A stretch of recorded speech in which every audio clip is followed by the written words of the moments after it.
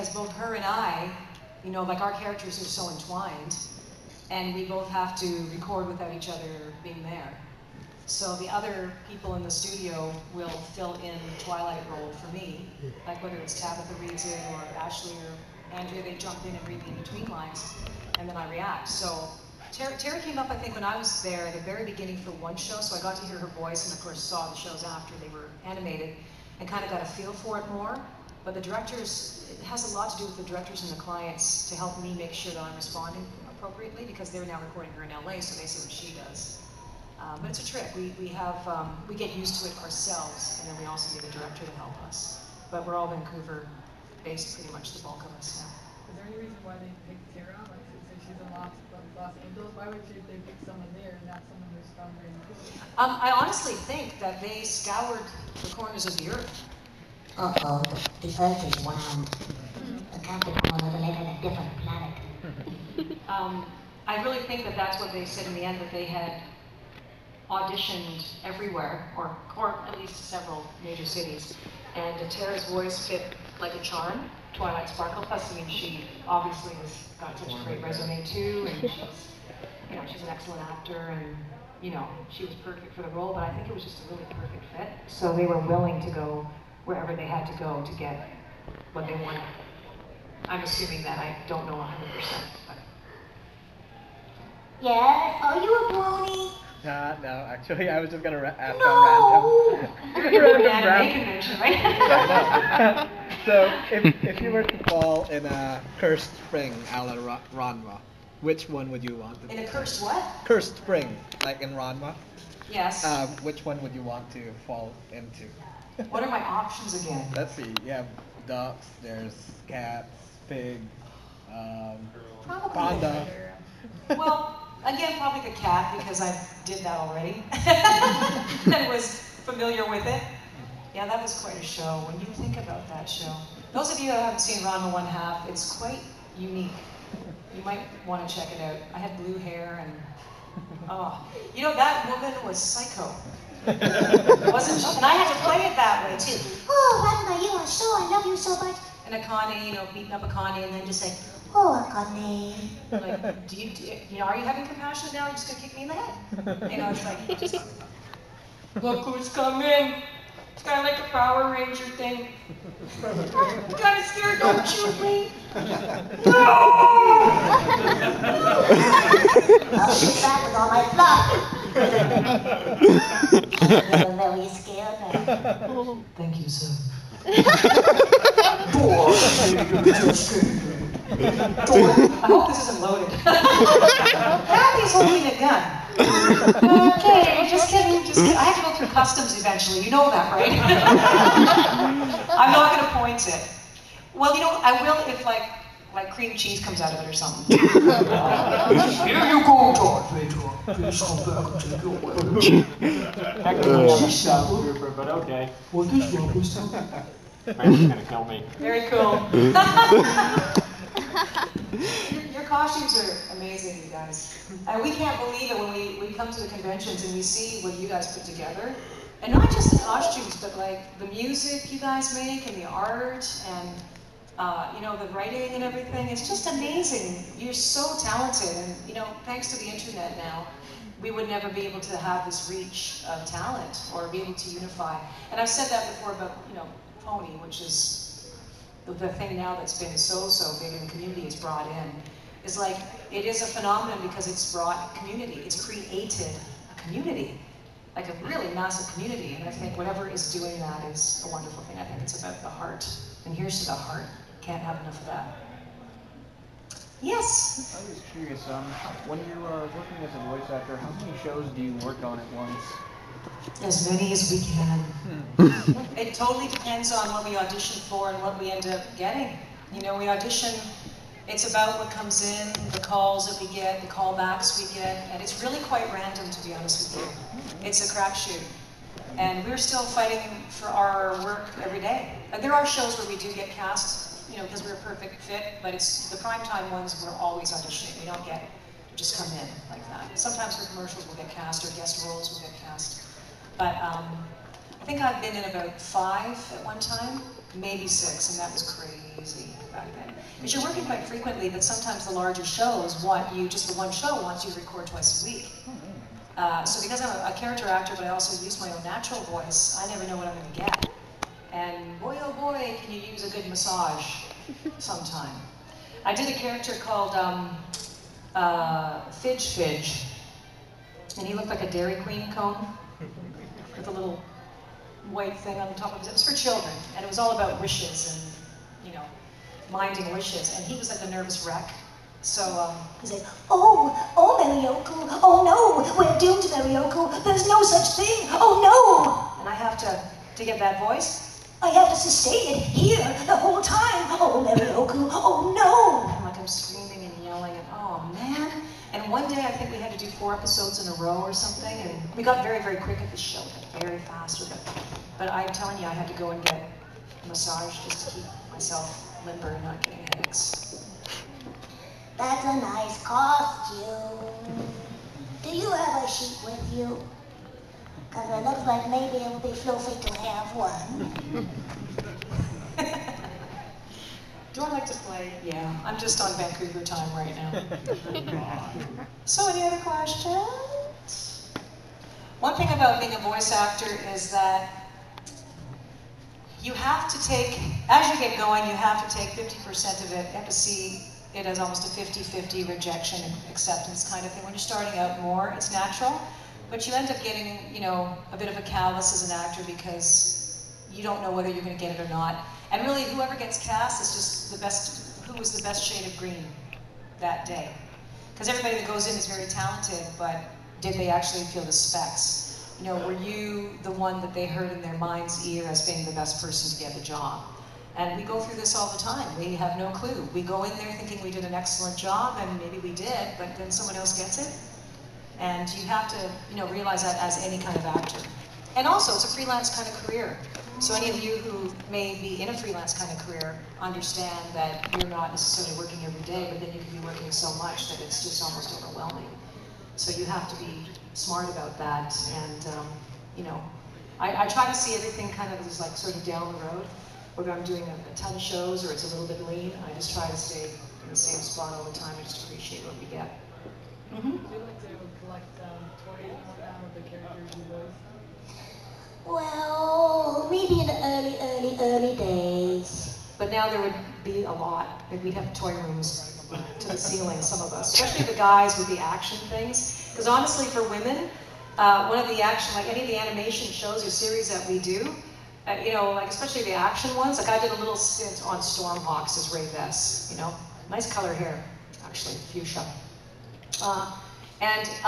Those kinds of action shows will have anywhere from like, you know, maybe five to 9 male characters that are leads or co-leads, right? And they're all action guys and, you know, all this business. And then you might have 2 action heroines, you know, so, you know, unless you're doing character work, the guys are, you know, especially like Beast Wars and things like that, you know, there's just so many guys in it, right? So they have more toys than we do. They play with more toys than we do. And you know, the other thing too, when I'm teaching my workshops and my private coaching and that, I like to say, you know, you don't have to do crazy cartoony characters to do really well in animation. All you have to do is have even your own natural voice is considered a strong character that you can use as your primary role over and over again. You don't have to do crazy cartoony kooky things to do really well. You know, and people worry about that, like, well, how am I going to do that if I'm not going to, whatever. But there are actors who just do the straight stuff, like all the Barbie stuff is, you know, more real, based with some animated characters in there, cartoony. You mean like someone like Kevin Conroy, who's basically the Batman voice? Right, yeah, exactly. You know, so we just, you don't have to worry about being so flexible in that respect. What you do have to be flexible in is in taking direction, like I said. And energy, clarity, making it visual, taking it direction, those are the 4 main things. Yeah. So, and you know, the thing too is every voice actor isn't just doing animation. We're doing other things too. We're doing whatever we basically can do. I, for some reason, have been doing so many commercials as a GPS lately.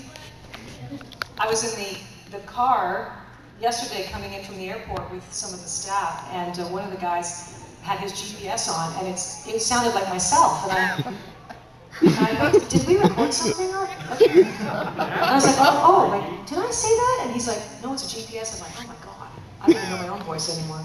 And he's like, turn right 4 miles at Portman Bridge. Turning left at. And what is it when they reboot it? They say recalibrating. Recalibrating. Turn left at Portman Bridge. Recalibrating. Do you ever try to get like some random stuff in there, like when you're recording? Oh yeah, all the time. I don't know if like sometimes the clients will actually record us doing random stuff, and then they'll play it to their clients. So they, yeah, say that, right? And then they'll play it, but it never gets aired. Usually. Oh no, they spend it for commercials. They spend a lot of money and time on getting just the right words in, just the right connotation in 30 seconds, right? Like I also have that public service announcement voice, so please don't die. A message from the BC government. If cancer has affected you and your family, you know, this kind of thing. Yes? Aside from the animation, what is your favorite voiceover work? Favorite voiceover work? Yeah. You know, I love it all, but I mean, sometimes I love to dig into narration because it's a serious thing and you're the person who actually sets the tone of the piece. So when you're doing a narration, whether it's a corporate video or industrial, or you do like a film, TV documentary, or you do something that's very IMAX-y, or whatever it is, you get a chance to really, really tone paint it. So I really enjoy doing narration. Like I did a Life in Times, which is a CBC thing in the past, and a lot of the things like on my demo, one of the things I did is the Arctic. 14 million light years, or whatever, not the Arctic, but the universe. 14 million light years away, in the constellation, you know, this kind of thing. Black holes are born, you know. The space age, the curiosity, NASA's curiosity right now, I'm just like, I gotta see those pictures, I gotta see those pictures. It's like, it's ridiculous. I'm like, Kathy, it's like, The servers actually went down for a while. did it? Well, You know, I saw it actually, literally I went online when they were coming in, pictures were coming in. Mm-hmm. And I think the next day I checked it out and I kind of let it go for a while. I was hearing stuff and I got busy and I was running around a lot to these places. And then I haven't gone back to see it. So did it shut down for a bit? People actually downloaded so much that eventually they set up mirror links. Yeah, that doesn't surprise me. Mm-hmm. So that kind of stuff. But those are the kind of narrations I like. When I have to talk about the universe. You have to use a microphone a lot more, eh? Because we're doing this all the time, right? This guy, you know, I use him for different stuff too, but he's like the Canadian. Everybody makes fun of the Canadians, right? Eh? So I just like pretend this guy's a potato farmer out there. And oh yeah, he used to live on the east coast of Canada, right? But we had a bumper crop. You totally had a nice bumper crop this year. You gotta come on out to the coast, right? East coast. Or the west coast. I'm getting my coast mixed up, right? You got the white potatoes out there, the spuds, and I know you got good potatoes down here in Idaho. I'm planning on making a trip down there to check out the soil. Let's get talking about potatoes. But some of the characters I've done, we don't know what kind of characters we're going to get. We did a series called Animated Showcase Classics one time with Gordon Hunt, who was the father of Helen Hunt, the actress. He was a wonderful, wonderful director, my favorite experience of all time. And I had to play cherries and vegetables, and in one show I played a yam. You know, I played a drain pipe. Sounds like vegetables. You know, the drain pipe is just like something stopping. Yeah, it did. They got the girl to do it this time. It's like Tasmanian devil. yeah, and there might be like 2 or 3 words mixed in there, right? But cherries talk like this. Cherries are right up here. Oh, awesome. Oh, I'm exhausting myself. Any more questions? Is that?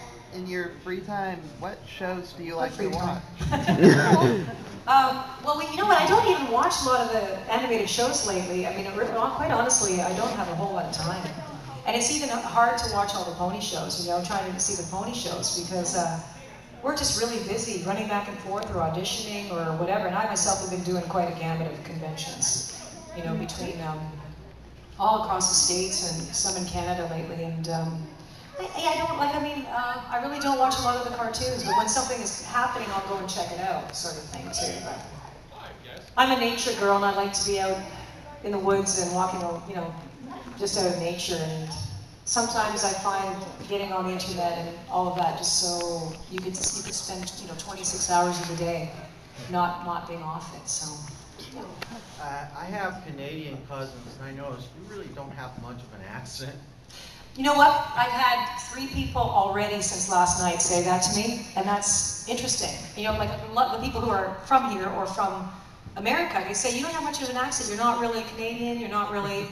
That's because I'm an alien. People don't believe me when I tell them this, but I am an alien. Please hang up and try your call again. Please make a note of it. Well, lots of plants up in north. Some people, like, if I start doing the accent, like one of my friends, and actually my other convention agent, she doesn't talk this way, but she got a southern accent because she's from the South. And I said, you know, is this actually an accent what I'm doing? Do you find this to be some sort of region? Or am I just making it up and does it sound kind of phony to you? And she says, no, you sound like somebody from, you know, could be Georgia, but you're like up in the mountains where cousins get to know each other real well. Oh, those kind of mountains? Uh-huh. I'm like, oh, shoot. At one time I went down to Sedona because I love Sedona. Huh? I've only been there a couple of times, but I love the Red Rock and Utah and Colorado and all that open space, you know. And I went down there with one of my friends. This was a long time ago, and I started to pick up the accent there, which isn't the big accent, but it was more than Canada. And we were sitting in the restaurant, and I started talking like this with a bit of an accent, just a little one, and started saying that and that. You start picking it up because it's a bit lazy, and you can start talking, and these guys said, now where are you from? That's a real awesome accent. We don't know where you're from. We can't quite place you. Are you from Michigan? You from Wisconsin or maybe Idaho? We're not sure where you're from. And my friends were telling him, just getting beat red. Tell him. I'm like, no, just keep trying. Where do you think I'm from? He said, I can't make it out. I cannot make it out, you know? And that's what I said. That's because I'm an alien. Oh man, we could do that for days. I'm fun at parties, can you tell? Any more questions? Yes, please. What did the yam sound like? I'm curious about the The yam yam? now. He had that kind of deep voice like the other guy did. Oh, he was talking like this, see? Yeah, he was kind of afraid of being chopped up in the butt. I'm trying to remember which show that was. I thought maybe it was one of the Bratz shows. I'm not sure. Well, yeah, he talked down in this range too. He was like a yam. Yeah, he was kind of a slow guy, kind of real round. And, well, he actually comes long and round, but you know, yeah, a yam. Yeah, sure, yeah. I tell you, and then we all get to do like seniors or like older characters, right? So one of the ones we all like to do is, you know. Oh, Tweety, it's so good to see you, dear. And she's up here as far as she can be with the range. And in those kinds of cases, you have to get as clear as you can, because if you don't be careful, you're going to miss out on your clarity, you see. Excuse me. Yeah. I can take it down here, you know, and just make her all big like that, you know. And hey.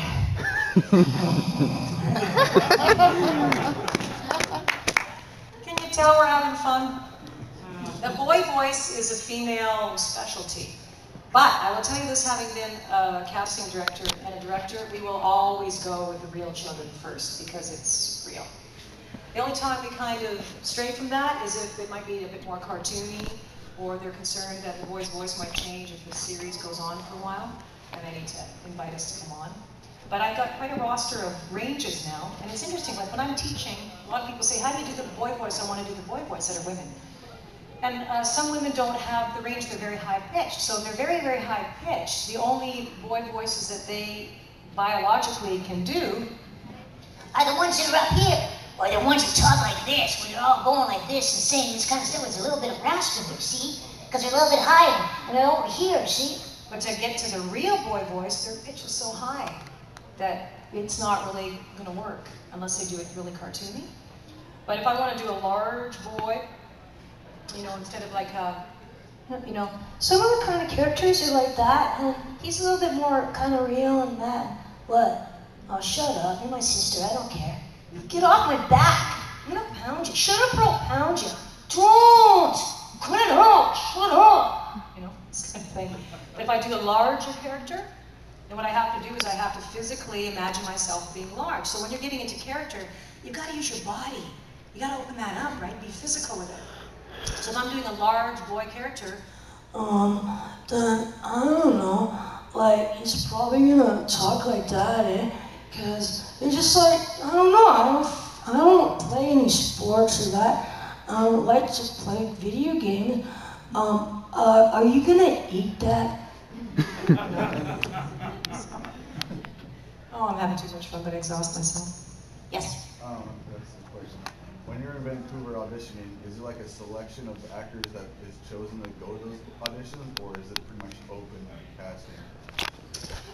It's a combination. For the big primetime shows, what happens in any show, primetime or smaller, is that the companies will always bring in people they know who can 100% do the job, because they want to satisfy the client and they have them stay. The shows can go, right? They can maybe choose another city or whatever if they don't get the right pool and all that. So they always choose people that they know can do the job, so they get the veterans in for that. But there's the thing that sells in animation, the thing that makes it exciting is freshness, new actors. So we always bring in new people as well. But there's a certain standard that you have to be in that pool, even if it's a base standard. And I'm happy to say that one of my students was in a session with me the other day, and I was just beside myself. And I was just thrilled to have him in there. So you have to have a certain level, and the voiceover demo is the ticket into the business. It's your resume. And I stress beyond stress that you have to take time and care with that demo, because a lot of people, oh, I gotta get into the business, and they want to whip out a demo really quickly. And it's like, oh, I gotta do this, and they do it really kind of half-baked, and they don't do it, so it's not at the level yet. So take time and care when you come to that stage. It's good to go to someone who's still an actor and working in a business, or a company that produces the animation is doing it, because there is a standard. Yeah, for sure. How do you become a student of yours? You have to have a whole bunch of jelly beans, hopefully the red ones, and maybe some gemstones, and maybe some chocolate, and everything like that. It's kind of gotta be an honor. Well, you know, I'm in Vancouver, and I do advertise it. You're welcome. Like I don't have a website, official website. It's just a web posting right now. That's the next thing that I have to get done is revamp all that, because I've had to revamp some of my demos, my own demos. And that wasn't ready for the new website, so I have to get the new website going. But if you go to www.cathyweseluck.com and you do want to take a workshop, you can come on up to Vancouver and you can see when they're posting. I'm trying to get one in September, and I hope I can. It's just getting to be a very busy time. I also do private coaching by the hour, but I like to have you guys in this city. It's harder to do it when you're not. It's good to be one-on-one. And there's so many things that you guys can do yourselves before you actually come to a workshop. And one of those things is, if it's animation, what I highly recommend is get down those characters, like record yourself on your whatever recording device, but record yourself, and also you can take type out or just have a piece of paper and write down, all the characters you feel that you can do and sustain. That's really clear and relaxed. And those are going to be your ones that you start with. Anything that you do in the bathtub or at parties or with your friends are already ready to go, pretty much, right? But know one thing, don't go with mimicking characters. Because a lot of people think, oh, I can do a really good Pinkie Pie, or I can do a really good Mir, or I could do a really good Shampoo, or Ranma. I could really do these things great, but they've been done. So that's for stand-up comedy. So everybody thinks that that's what should be on their demo. And they also think that they should put commercials and animation and narration on the same track. No, they should all be separate tracks on one voiceover demo. And what I recommend for animation is like 7 to 10 seconds of every character that you feel you do well, and then they're individually produced in a scene, and then edited together tightly, and so you have a collage of 7 to 10 seconds of animated scenes of one character, different ones. We used to, in the olden days, do like a plot, like a little scene, like a story, where the characters came into the one storyline. But we don't do that anymore. It was more economical in the old days to do it. But now there's so many great engineers out there to do it. Yeah, take time and care of that demo. That's why I don't provide demos in a workshop scenario, because that's your resume. And if I blocked off 6 to 12 people, how much time would you actually have, really, for me to go through accurately and do that? Just be careful with that. You need to take time and care with the demo. When you feel that yeah, I think I'm ready to go, that's the time to do it. And I do more of that in private coaching than I do in the workshop. But in the workshop, we give you everything. Absolutely. I don't hold back my tricks. There's a lot of tricks in that bag, too. Any more questions? Were you just fixing your pant leg, or was your paw going to go up in the air like this? Because I wasn't sure if that was your paw. I thought your tail was wagging too, but I wasn't so sure. I think we have to wrap up, you guys, because we've come to our hour. I'll take one more question. I actually still hear a lot of demo reels where they make it into like a storyline. Those are always my favorite, actually, because they put all their characters together. But aside from that, I know that recently you were at Everfree Northwest, and soon you're going to be at Kenock Gardens. How was your experience at Everfree? Oh, it was fantastic. We had such a wonderful time. Such a wonderful time. It was in Seattle, for those of you who don't know. It was called Everfree Northwest, and again, it was pretty pony-centric. And we had a fantastic time. Everybody was so kind and generous, and it's so nice to be. You know, what I love about the conventions, whatever they are, is just the sense of togetherness everybody has and the friendship that comes out, whether it's pony or not. Like, everyone has a commonality of these stories that they like and these shows that they like, and you guys have met each other through this. Everfree was lovely, and we're looking forward to Kenock Gardens soon. One thing that was interesting to me, like of all the cons I've been to, there's been quite a whack of them since the beginning of spring lately, that I noticed at Everfree that happened, which really touched me, and I'm a big fat suck, I admit it. I'm like, I'll cry on a dime. But anyways, we were doing our autograph sessions, and there was a lineup zigzagging for all of us, you know, in this one ballroom in the hotel, and everyone started singing. Just random, started singing this one song. And we all stopped and we're just like, oh man, like that's just so much happiness and togetherness. And I mean, I just think it's awesome. We need this in the world today, everybody. So I better go because I'm gonna start crying too. Thank you all for coming today, not only to this panel, but to the conventions, and thanks for all your support in all the shows we do. We do it, I do it for you guys, and keep listening, keep watching. We will do our best to continue with what we do too. Thanks for coming.